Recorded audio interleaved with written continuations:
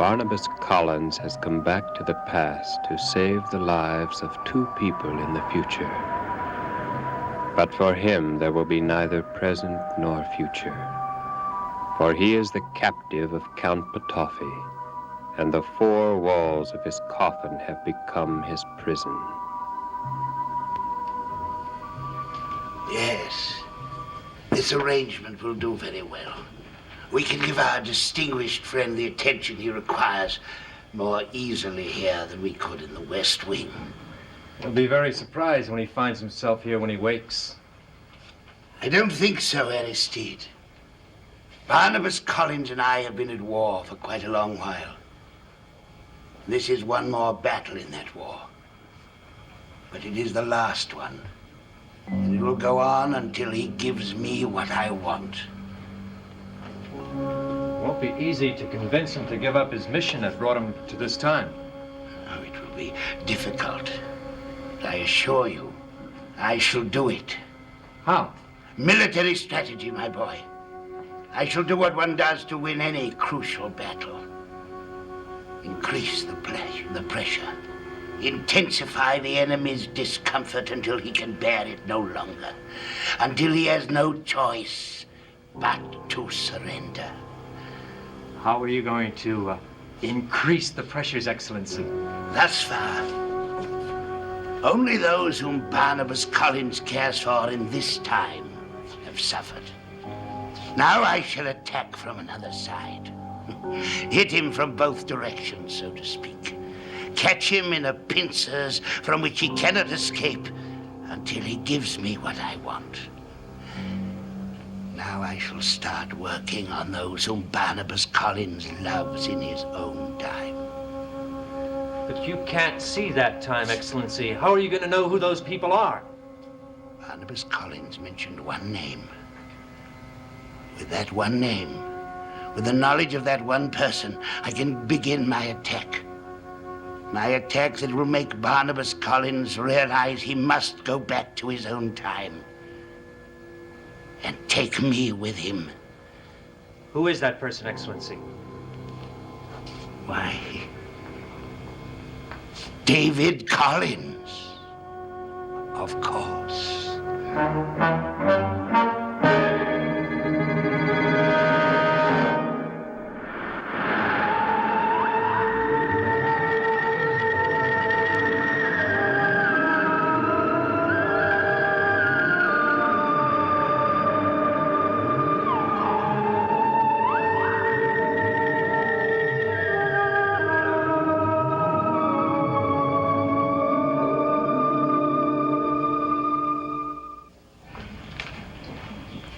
Don't understand. How are you going to use David? Put out the lights, Aristide. Why? Because darkness must call to darkness.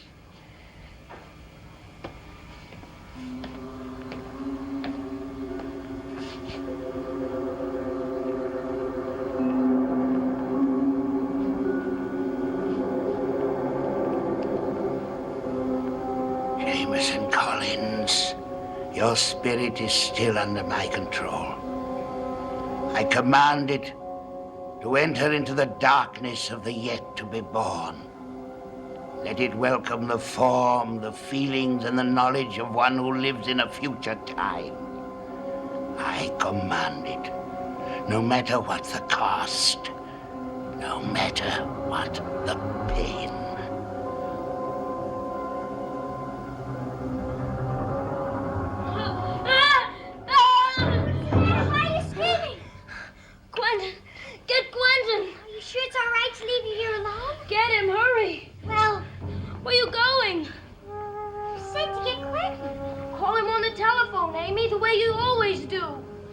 Jameson, why are you calling me Amy? Why are you looking at me so strangely? Something terrible's the matter. Don't play these tricks on me, Amy. My name is David. You know that. I better get Quentin or Beth. No, don't go. Call Quentin. I said I was going to call him Jameson. Use the telephone. But he's right here in this house. I know he is. And everyone else is away. And Elizabeth and Roger, he drove them all away. Jameson, what What's the matter with you? Stop calling me that name. Just get Quentin. Call him. Amy! All right. I'll do it myself.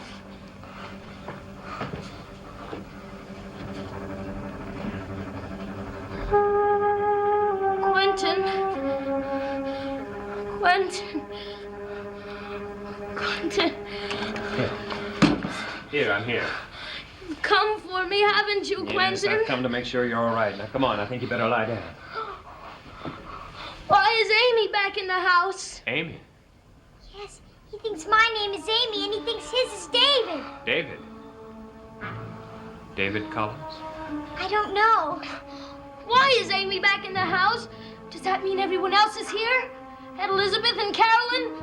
Are they here, Quentin? Oh, I don't want that. Now, lie down. Everything's going to be all right. What's the matter with him, Uncle Quentin? Now, Nora, you be a good girl and go to your room. Who is David Collins? I don't know, Nora.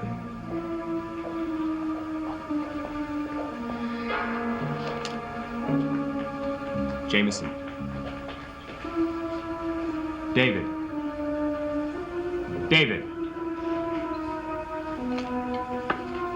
David, do you know me? Yes. You're Quentin. David, how do you know me?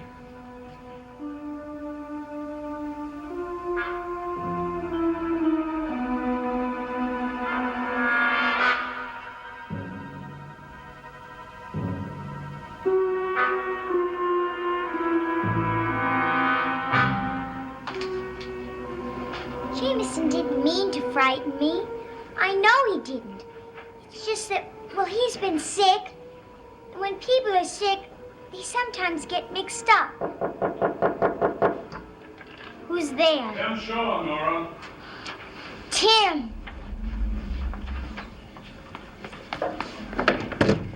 Tim, I'm so glad to see you. Why? What's the matter? I was trying to explain to my doll, but I don't think that she understood. Explain what? The way Jameson's been acting. Well, why? What do you mean? Well, he frightened me before, but I really don't think he meant it. Well, I'm sure he didn't. Nora, you know why I'm here?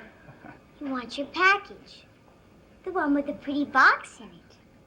How do you know about the pretty box? Because I unwrapped the package. Nora,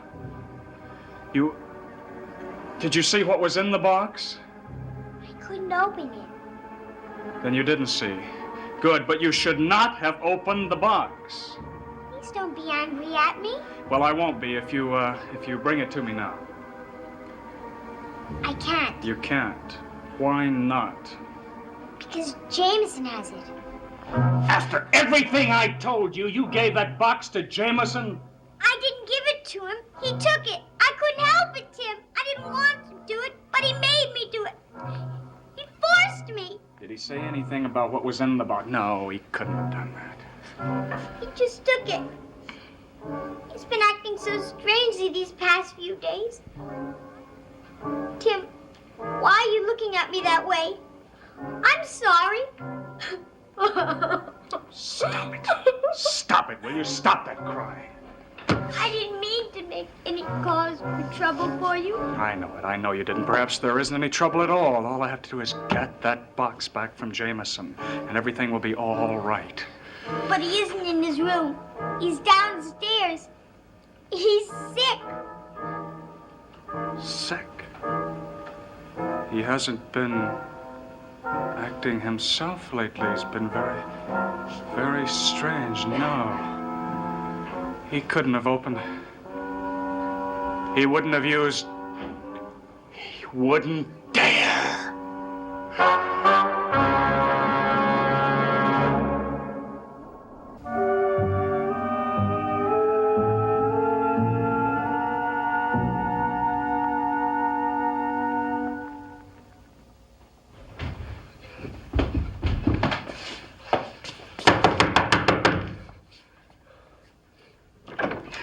Is Jameson in there? Why? I must speak with him.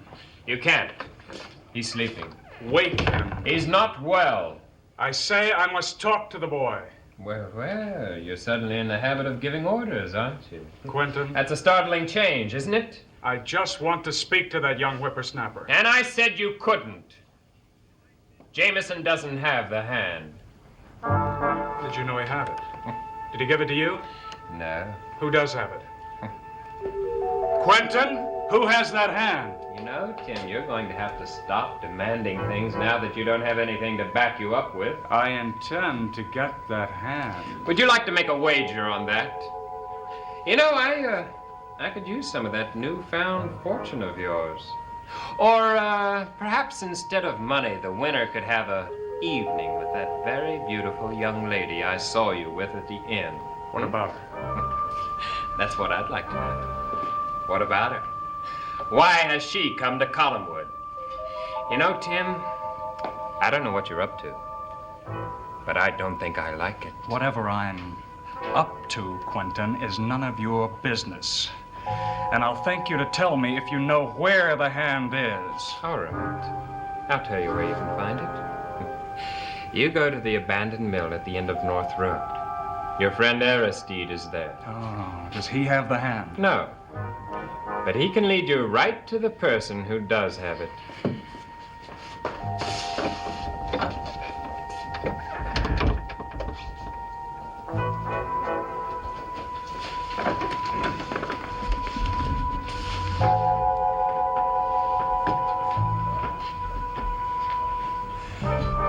Hello. Was I sleeping long? Quite a long time. That's how I always thought it would go. How what would go? Been waiting for such a long time. And now it's finally happened. And you were right. What are you talking about? Well, you said that I wouldn't be frightened. And I'm not. Just as long as I'm here with you. Jameson, you've got to tell me what you're talking about. But you told me. Don't you remember? You said that we could be together forever. Now that I'm dead like you. But you're not dead. And neither am I. Now, Jameson, listen to me. Jameson. What's happening to him? Barnabas. Barnabas can help me. He's got to.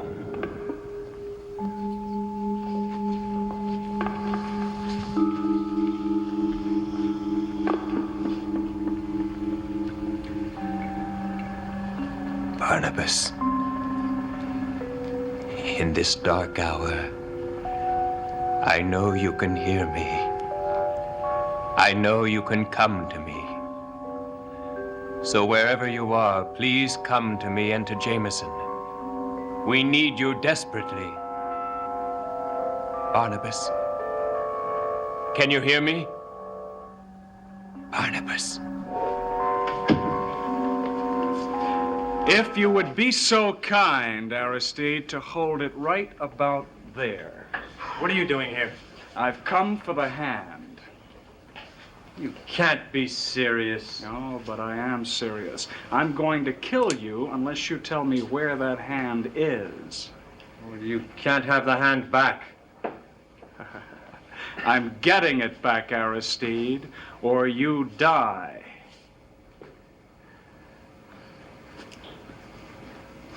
I should kill you just for the way you treated Amanda. Yes, indeed, you deserve to die. What do you get then?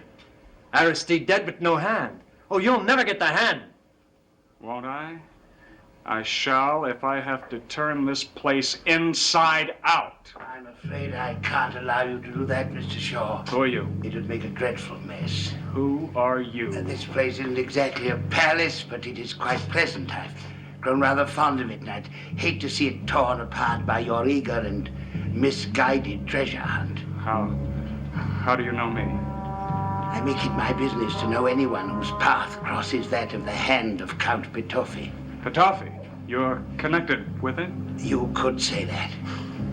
Well, just as well. There are enough bullets in this gun for you both. I suggest that either of you begin now to tell me where the hand is. No, Mr. Shaw, you're mistaken.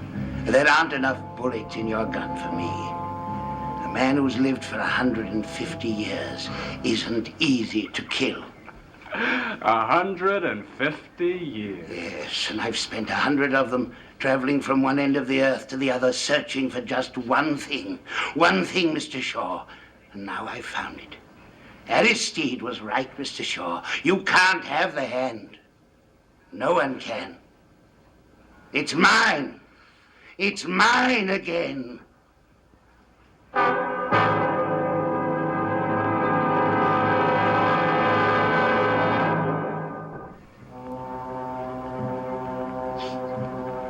You can't be Count Petofi. Can't be. I am. It's impossible. Come now, my dear Mr. Shaw. Surely you've had the hand long enough to know some of the things it can do. Long enough so that expression of fear and surprise should be missing from your face. But even the hand itself cannot reattach itself. Why? Because it defies what you know of the world? My dear Mr. Shaw, your knowledge of the world is limited to your own moment of time. The hand is mine again, and it will remain mine, no matter who tries to take it from me. What's the matter, Mr. Shaw? I find this all rather difficult to believe. Then, pretend it was a dream. Now you've waked. The world is as it was before. Before you fell asleep and imagined a magic hand, and for the fact that it has brought no evil. Though good can turn to evil. But I wish to hear no buts, Mr. Shaw. The hand has made you a happy man. no, not happy at all. I shan't be happy until I have revenge on two people who did me a most terrible injustice. Who are they? Trask and Evan Hanley. I congratulate you on your choice of enemies. Oh, then perhaps you'd be willing to help me wreak my revenge. I rarely do anything without a price. Oh, that's all right. I have plenty of money. And you have a beautiful and devoted young lady. Neither of your assets is of the least interest to me at the moment. But who knows? Times may change. When one has lived 150 years, one has seen them change a good deal. Good afternoon, Mr. Shaw. We may meet again.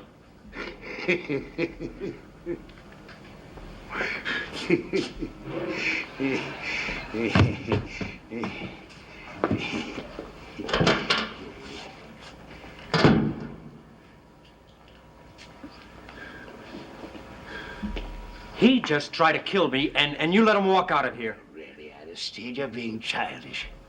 Haven't you realized the thrill in danger, the excitement of a gun in your ribs, the knowledge that you're only a few seconds from extinction? My dear Aristide, I envy you the pleasure of almost dying.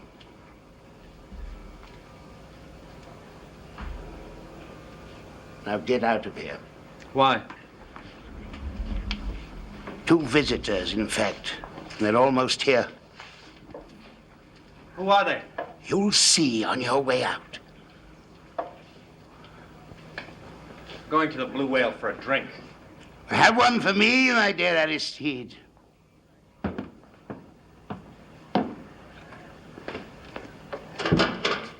And if you happen to see a particularly beautiful young lady, tell her that the Count Petofi sends his compliments.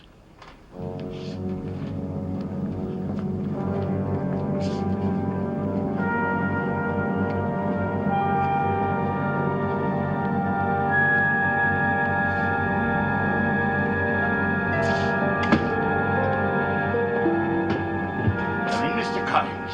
He's dying. Why bring him here then? Take him to a doctor. The doctor would do no good. He's been possessed. Really? Listen, an alien spirit controls him. One who will kill him unless you do something. An alien spirit. Do you know whose it is? Someone named David Collins. An ancestor from the past? I don't think so. What do you think, Mr. Collins? I'm not sure. Have you heard the name before? Jameson had a dream about David Collins. Told it to Barnabas. Barnabas explained it away, saying David Collins didn't exist. But he must exist in some time. Otherwise, he could hardly possess the boy, could he? I don't know! All I know is he's going to die unless you do something to save him. Aye, Mr. Collins. I know you can. And besides, you owe it to him. What an interesting and presumptuous idea. Oh. Now, why is it presumptuous? He did your work for you while you were too weak to look for the hand yourself. Now, surely you owe him something for that. What I wanted, I took.